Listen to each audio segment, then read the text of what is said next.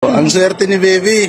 Saudiya ka na ngayon, baby. Sa dinami-rami ng OFW sa buong mundo, isa si kabayan sa mapalad sa kanyang amo. Ito pa siguro ang pinakaunang OFW na nagbitbit ng anak pabalik sa kanyang amo sa gitnang silangan sa bansang Saudi Arabia para magtrabaho ulit bilang kasambahay. Naging viral ang video ngayon ni kabayan. Marami ang napakomento na mangha at natuwa sa ginawa ng kanyang amo. Dahil sa napakabuti at may gininto ang puso umano ang amo ni kabayan.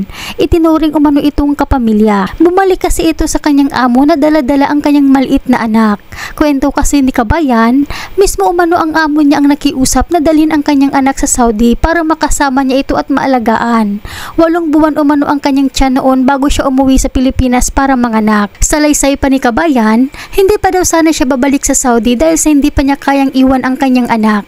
Pero nakiusap daw ang kanyang amo na isama ang bata sa Saudi. Kaya't bitbit ni kabayan ang kanyang anak mula Pilipinas to Saudi Arabia. Hi, baby. Ele no si ate ne kuana. Swerte na na sa amo ni ka, tinono tini kuana. Nagbakasyon ka. Bali din ka taon ni magingay ka. Uy. Bali, nasa maging... Si ikaw manan. Di, sa Pilipinas. Sa Pilipinas? Bali, kung nasa taon magingay ko, pitalo ko, agad ko malda, magingay ako. Nabali na peginawa ni Pinanyumi, nabali naka 8 months.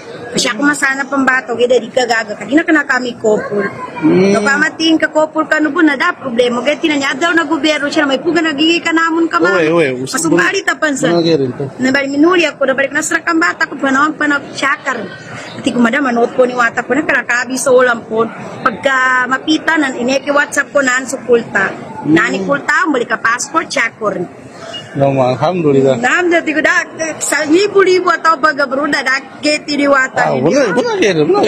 Ati ko na to pagkakataon. Yari tabi ako na bungilan mga bisita, di ba? Uy. So, ang swerte ni baby. Saudiya ka na ngayon, baby.